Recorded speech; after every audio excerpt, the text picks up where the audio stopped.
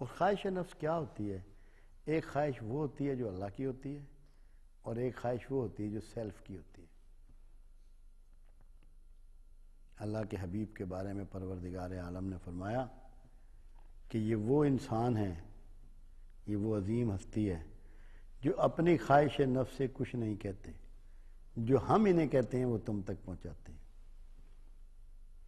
اور خواہش نفس کی نفی دیکھیں کملی والے کی، سبحان اللہ، پوری حیات مبارکہ میں ایک جملہ بھی لفظ میں سے نہیں ہے کہ یہ میں نے کیا ہے، یہ میں کر سکتا ہوں، یہ میں جانتا ہوں، یہ میں کروں گا۔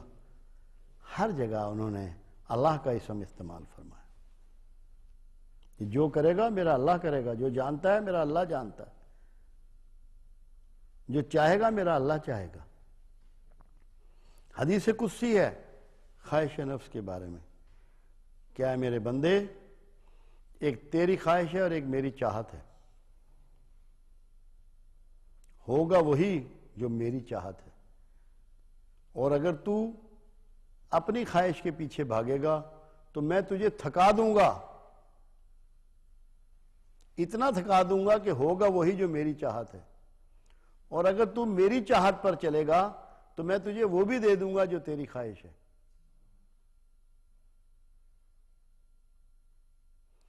جتنے انسان آج ہم ہیں، میجورٹی ہماری خواہش نفس کی پجاری ہے، اللہ کی پجاری نہیں ہے۔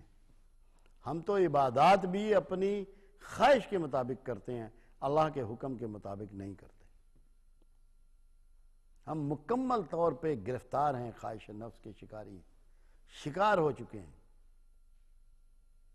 اگر ہم یہ سوچ لیں کہ دن میں یہ اللہ چاہتا ہے اور یہ اللہ نہیں چاہتا، یہ میں چاہتا ہوں اور یہ اللہ چاہتا ہے، یہ فیصلہ کر لیں کہ مجھے اللہ کی چاہت کے مطابق کرنا ہے، آپ کی زندگی ایسے ہو جائیں گی جیسے آپ جنت میں رہ رہے ہیں۔ مگر ہم کہتے ہیں ساری دنیا کر رہی ہے، میں کیوں نہ کروں؟ ساری دنیا دوزخ میں جائے گی، میں دوزخ میں جانے کو تیار ہوں۔ جو اللہ چاہ رہا ہے وہ کریں، خواہش نفس کو ترک کر دیں، چھوڑ دیں، تزکیہ ہو جائے گا، پاکیزہ ہو جائیں گے۔ پاکیزگی کے بغیر پاک سے نہیں مل سکتے، اللہ پاک اور بے عیب ہے، وہاں جانے کے لیے پاکیزہ ہونا شرط ہے۔ پاکیزہ اس لیے کیا جا رہا ہے کہ ہمارے باپ آدم جنت میں رہتے تھے، ہمیں جب اتار دیا گیا تو راستے کو کلوز نہیں کیا اللہ نے کہ راستہ کھلا ہے، تمہیں خوشخبری سنانے والے، ڈر سنانے والے، ہدایت سنانے والے آئیں گے، اگر تم نے فرما برداری کی تو تم واپس اپنے گھر کو آ جاؤ گے۔ تو کیونکہ وہ پاک جگہ تھی، پاک لوگ وہاں رہتے تھے، پاک روحیں وہاں ہی ہوتی ہیں، اللہ کا قرب ہے، اللہ پاک ہے، تو آپ کو پاک اس لیے کیا جا رہا ہے کہ آپ دوبارہ اپنے گھر کو پلٹ جائیں، لوٹ جائیں اپنے گھر کو۔ اور جب تک آپ پاکیزہ نفس نہیں ہوں گے، یزکی نہیں ہوں گے، تزکیہ نہیں ہوگا، اپنے گھر کو نہیں لوٹ سکتے۔ تو یہ آپ کو واپس جنت کی طرف دھکیلا جا رہا ہے تزکیہ کر کے۔ تو اپنی خواہش نفس پر زندگی کے کام مت چلائیں، اللہ کی خواہش پر زندگی کو آگے لے کر چلیں۔ پھر ایک بہت بڑی گستاخی اور الزام تراشی شیطان نے کی، ہم سب کرتے ہیں۔ شیطان نے کہا کہ اللہ تو نے مجھے ورگلایا ہے، اب میں تیرے بندوں کے راستے میں بیٹھوں گا۔ اللہ کو الزام دیا۔ بڑے کی غلطی نکالنا بہت بڑا گناہ ہے۔ ان کے مقابل آدم علیہ السلام نے کہا کہ یا اللہ تو پاک اور بے عیب ہے، میں اپنے نفس پر ظلم کر چکا ہوں، تو مجھے معاف کر دے۔ اس کے مقابل شیطان نے اللہ پر الزام تراشی کی، بہت بڑی گستاخی کا ارتکاب کیا جو ہم روز کرتے ہیں۔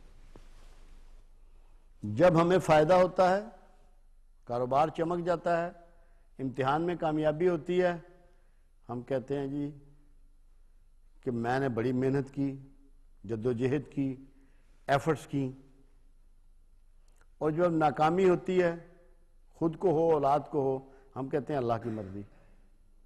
یہ بہت بڑی گستاخی ہے. ہم اس میں شیطان کے پورے پیروکار ہیں. کامیابیاں اپنے ذمے اور ناکامیاں اللہ کے ذمہ. اگر آپ تزکیہ نفس چاہتے ہیں تو بے حیائی سے بچیں. اور سب سے آخری بات یہ کہ شیطان نے توبہ نہیں کی. جو شیطان کے ساتھیوں میں سے نکلنا چاہتا ہے، جو اس کی پیروی سے ہٹ جانا چاہتا ہے، وہ توبہ کو اپنا زیور بنا لے، توبہ کو پکڑ لے. اب اللہ تواب الرحیم ہے تاکہ اس کو معافی ملے اور اللہ اس کو شیطان کے گروہ سے نکال دے. اللہ آپ کا اور میرا حامی و ناصر.